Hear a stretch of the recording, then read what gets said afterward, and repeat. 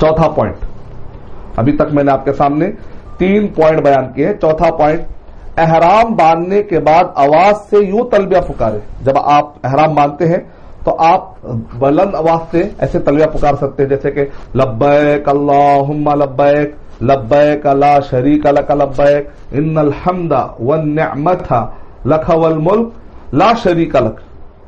यानी इसका तर्जमा यह है कि मैं हाजिर हूं, ऐ अल्लाह मैं तेरी जनाब में हाजिर हूं, तेरा कोई शरीक नहीं है, मैं हाजिर हूं, तमाम तारीफें तेरे लिए ही हैं, तमाम नेमतें तेरे लिए ही है, यानी तमाम नेमतें तेरी ही जानिब से हैं, सारी कायनात में तेरी ही बादशाहत है, तू अकेला है, तेरा कोई शरीक नहीं। अल्लाह अकबर, कितना वाज़ेह फरमान है ये।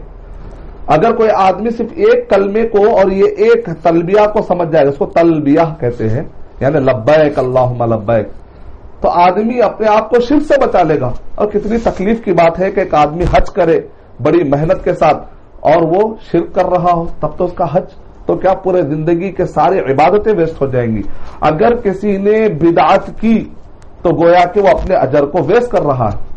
तलबिया की फजीलत भी आप लोग जानिए ताकि आपको तलबिया पढ़ने में आपको शौक हो, क्योंकि आप ये जो रियलाइज कीजिए, जो भी काम कर रहे हैं ना हज के दौरान, तो आपको रियलाइज होना चाहिए कि काम मैं क्यों कर रहा हूं।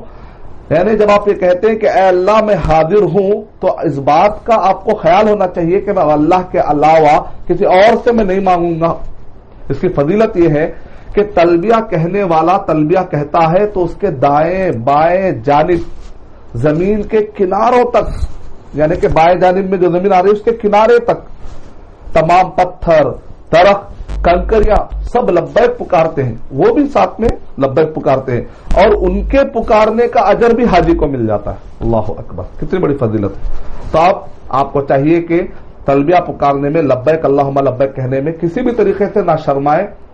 और खवातीन के लिए भी जायज है कि वो बाआवाज बुलंद आवाज से तलबिया पुकार सकते हैं, यानी औरतों के दरमियान। कोशिश करें कि मर्दों को सुनाने की कोशिश ना करें। अगर आपको महसूस होता है, बुलंद का मतलब यह होता है कि आप जरा बुलंद आवाज करें तो बाजू अपने आप को, बाजू किसी एक औरत को सुनाया जाए तो बस है, काफी। अब जो मर्द हजरात होते हैं तो अगर वो और बड़ी आवाज निकालते हैं तो अल्हम्दुलिल्लाह ये तो सुन्नत है कि जिब्राइल सल्लल्लाहु अलैहि वसल्लम ने क्या कहा, नबी अकरम सल्लल्लाहु अलैहि वसल्लम ने क्या इरशाद फरमाया, खैरुल हज्जी अल अज्जू वस्सज्जू, सबसे बेहतरीन हज वो है जिसके अंदर तलबिया बुलंद बुलंद पुकारा जाए।